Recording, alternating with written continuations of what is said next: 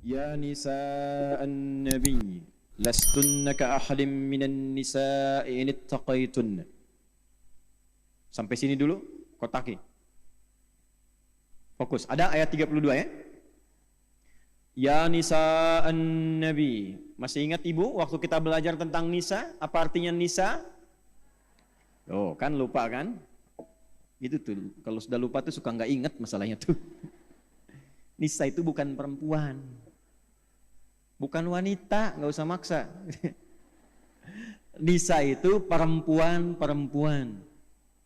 Nggak pakai oh. Nisa itu perempuan. Kalau lagi kumpul. Nah ini ibu nih sekarang an-nisa. Ya, lagi kumpul. Kalau sendirian, masih ingat namanya apa? Mar'ah. Tuh saya ingetin lagi ya, supaya nggak lupa nih. Pokoknya kalau saya tanya lupa, saya selesai ceramah, saya nggak kesini lagi. Kalau sendirian, namanya mar'ah tuh, mar'atun. Kalau imra'atun tuh sudah menikah. Ya, mar'ah. Dari kata muru'ah, sama dengan mir'ah, cuma beda harakat. Kalau mir'ah itu cermin, kalau mar'ah perempuan. Kenapa mar'ah dan mir'ah hurufnya sama, harakatnya beda? Untuk menunjukkan kedekatan perempuan dengan cermin. Menunjukkan perempuan senang ngaca. Dan itu biasa karakter bu. Di rumah mau kesini bercermin kan? Cermin. Turun dari mobil, dari angkot, dari bis, perbaiki cermin lagi. Masuk lihat kaca di sini, perbaiki lagi. Sudah duduk masih buka handphone buat bercermin. Udah pas belum? Ceklik pasang status, sudah siap belajar. Oh, mana tuh? Tapi mar'ah juga dari kata muru'ah, yang senang tampil indah dan terhormat. Makanya wajar kalau perempuan senang keindahan dan kehormatan. Lihat suami mau berangkat pakai batik, agak kelipat, suami biasa. Tapi begitu terlihat oleh istri, sebentar. Perbaiki dulu. Ya, pot goyang dikit, rapikan lagi. Spray geser, rapikan lagi. Senang keindahan, tampil indah, itu biasa, itu wajar. Nah yang ketiga, mar'ah itu dari kata muru'ah, ini di ilmu psikologi juga ada. Sifat rasa yang dalam. Sifat rasa yang dalam. Jadi setiap apa yang didapatkan, tersimpannya di perasaan, bukan di pikiran. Itu beda dengan laki-laki. Jadi kalau laki-laki itu mendapatkan satu informasi pun yang tidak ideal, itu cepat dilupakan. Karena masuknya ke pikiran, datang yang lain, hilang yang satu. Perempuan sampainya ke hati. Ya, sentuhlah ia tepat di hatinya. Maka ia akan jadi milikmu untuk. Nah, itu masalahnya tuh. Masalah sampainya ke perasaan, jadi dimiliki selama hidupnya. Makanya kembali ke cermin tadi. Kalau cermin itu dilempar sampai pecah, bisa nggak disatukan lagi? Bisa. Cuma tidak memantulkan bayangan yang sempurna. Nah perempuan juga begitu, kalau dia terlukai cepat memaafkan, tapi sulit melupakan apa yang dialami. Wih betul loh, kan bu ya? Pengalaman kalau ada masalah dengan suami begitu kan? Ya kan?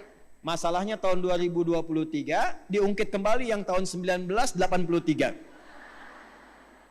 Papa itu ya dari dulu juga begitu tuh. Wah dulu waktu rekening listrik yang pertama tuh. Padahal kan lama kan? Nah, itulah mar'ah. Tapi kalau sedang kumpul bersama temannya, kumpul semua, maka dia berubah menjadi nisa namanya. Nisa. Ya, nisa itu perempuan-perempuan yang berkumpul. Nanti ada spiritnya di Quran surah keempat ayat 34. Kadang-kadang perempuan sependiam apapun, kalau sudah kumpul dengan teman-temannya bisa cerita. Kadang yang diceritakan itu yang seyogyanya tidak boleh keluar, harusnya disimpan, dia cerita.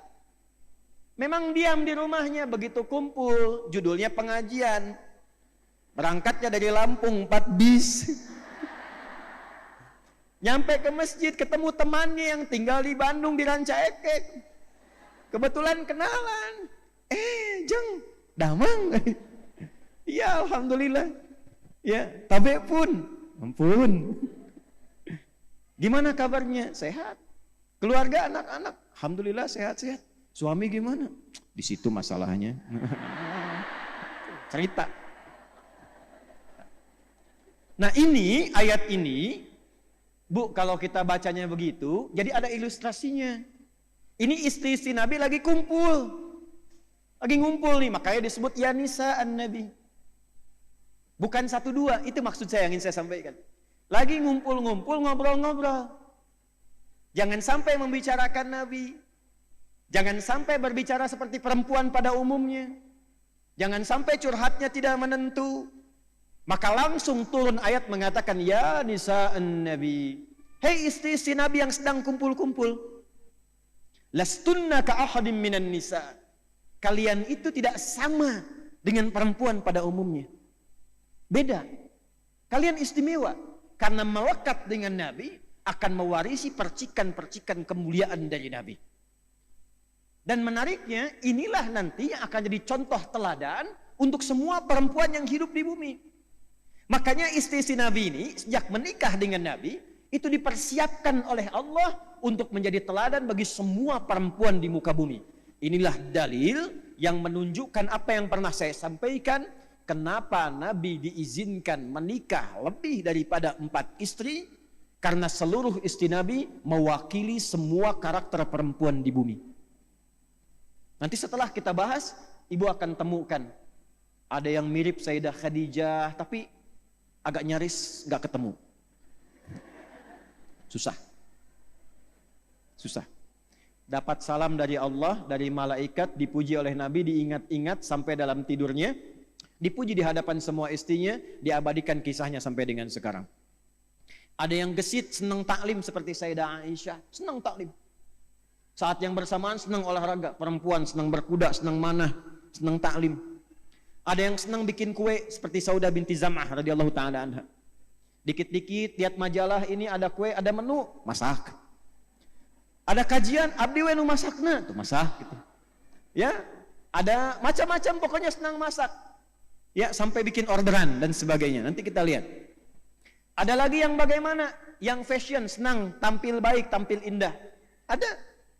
Lihat model pakaian begini, pengen. Ya, diperbaiki, tampilkan lebih bagus, tampilnya bagaimana. Ada yang peduli dengan anak-anak, dengan lingkungan. Ya, kegiatannya sosial, santuni anak yatim, merawat beberapa anak. Ada yang senang perhatian pada pendidikan. Ngajar, bikin sekolah, bikin TK, akan ditemukan. Ya, yang cerewet juga ada. Nanti kita akan temukan. Nanti dalam pelajaran ini ibu cari kira-kira ibu mirip siapa. Itu. Jangan ketawa dulu. Nanti temukan ibu mirip siapa, karakternya ditemukan. Kalau belum ketemu ikuti. Nanti bakatnya akan tampil, passionnya. Keluarkan itu satu aja, ikuti selama hidup. Itu aja satu.